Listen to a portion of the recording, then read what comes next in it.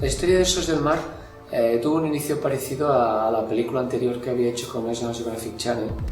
También fue una idea del Instituto Oceanográfico y de varias entidades, pero sobre todo la idea básica está no tanto, en un principio no era tanto explicar el estado del mar. Yo descubrí el estado del mar a través de esta película. El documental explica cómo los científicos españoles y a veces algunos extranjeros se embarcan para valorar el estado en que están los ecosistemas.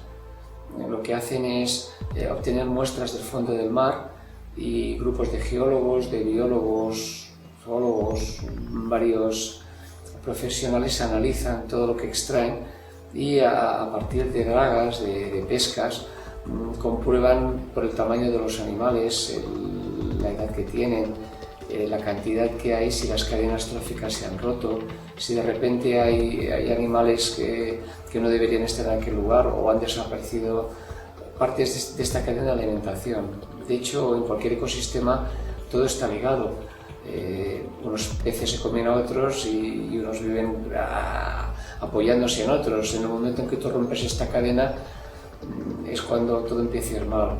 Y esto, al ser en el fondo del mar, yo escribí en mi blog que es el escenario perfecto para un crimen. Porque de esto no tenemos ninguna prueba, a menos que un equipo científico se ponga a demostrarlo, y además, aunque lo demuestren, siempre pues no me lo creo, o exageran o lo que quieras.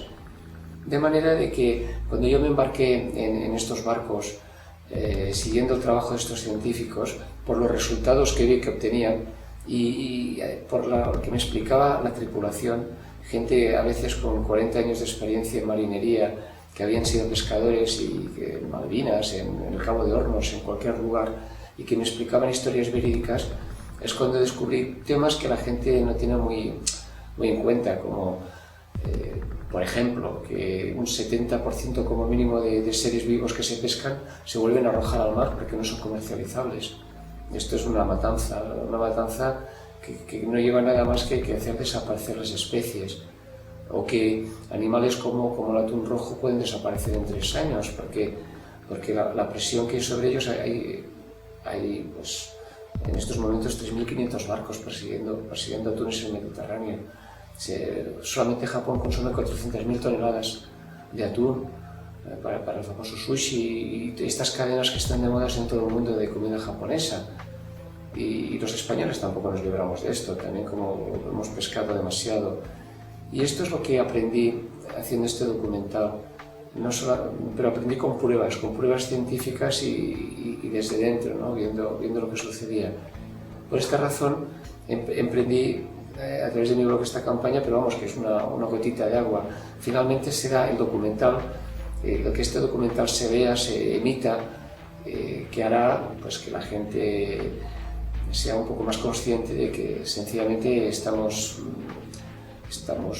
destrozando nuestros recursos, que habrá un momento que no existirá pescado. Peces como la merluza, el besugo, la sardina pueden desaparecer, el mero está desapareciendo, o el atún. Hay un fotógrafo asignado, creo que era, no sé si es Brian Scarry, que es otro fotógrafo de Lanterna, de Dubilet y de Christoph, para hacerlo. Pero el caso es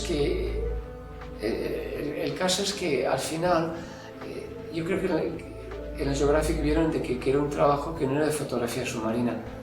Era un trabajo complicado porque lo que querían explicar era el hecho cómo vivían estos científicos, de manera de que posiblemente decidieron de que necesitaban a alguien que no tan experto quizás en el mar como pueden ser Brian Scarry o David Dubilet o Emory Christoph, sino quizás alguien más experto en las cortas distancias. Y en un barco estás 24 horas durante todo un mes a 1,5 metros de los científicos y de los marineros, de la tripulación. Y quizás era más importante llegar a ellos a través de la palabra, a través de las relaciones, que no pues, teniendo un currículum estupendo fotografiando bajo el agua. Uno de los problemas importantes de este documental era que el mar estaba tremendamente difícil. Cuando estuvimos navegando por Terranova, nada más, al cabo de una hora de salir de Canadá, del puerto de Saint John, entramos en un banco de niebla que prácticamente nos abandonó en todo un mes. Estuvimos un mes navegando entre la niebla, porque era julio y agosto, pero por factores climáticos es normal encontrar aquella niebla. Y luego, cuando estuvimos también navegando por el Gran Sol, junto a las costas de Irlanda, son mares que son poco profundos y el oleaje es muy alto, con olas seguidas de 3 metros, y día y noche. De manera de que las condiciones fueron muy difíciles y el problema principal era mantenerte de pie. Tú bajas una escalera vertical con tierra firme y sabes dónde está el escalón, automatizas. Pero cuando tú estás en un barco no puedes prever en qué momento una ola tocará el casco, ladeará el barco, y donde tú sabes que hay un escalón, aprietas y en aquel momento está el vacío. Y vamos, mucha gente tuvo accidentes, algunos muy graves, y además no hay médico en este tipo de barcos. Es demasiado pequeño como para llevar un equipo médico, de manera de que solamente un buen seguro y una evacuación rápida si el problema es muy grave. Hubo más de uno que fue con muletas, con brazos en cabestrillo, en hemorragias, todo lo que quieras. Y luego la parte del trato humano es posiblemente el más interesante, porque estos científicos eran jóvenes.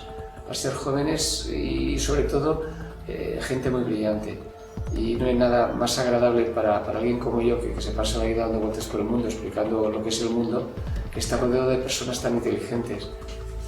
A la hora de transmitir, tanto el fotógrafo como el científico, yo creo que van a un canal diferente.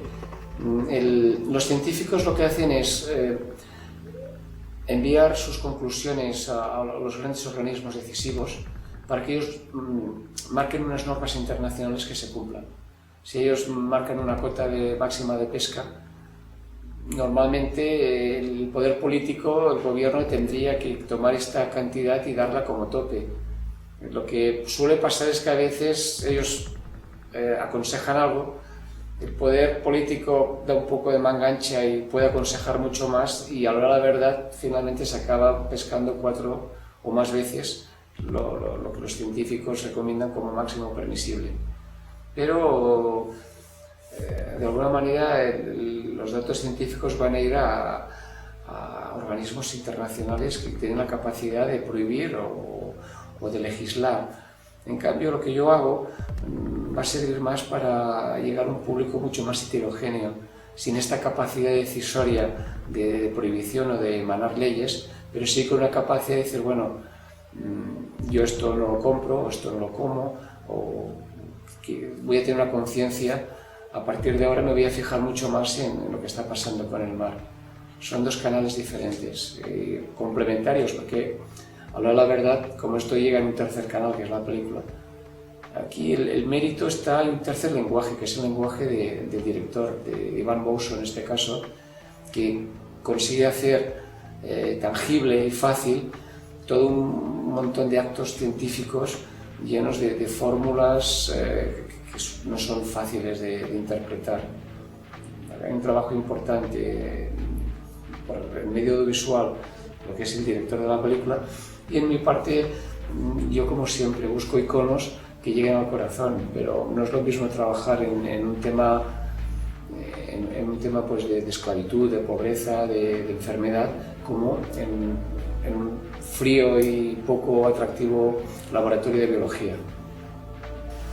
Yo, enseguida navegando, me di cuenta de que lo que estaba buscando yo lo tendría fácilmente desde el punto de vista científico, porque siempre era lo mismo y podía preguntar tantas veces como hiciera falta, pero había un factor importantísimo, mucho más interesante para acabar de ubicar la historia en su contexto, que era el testimonio de la tripulación.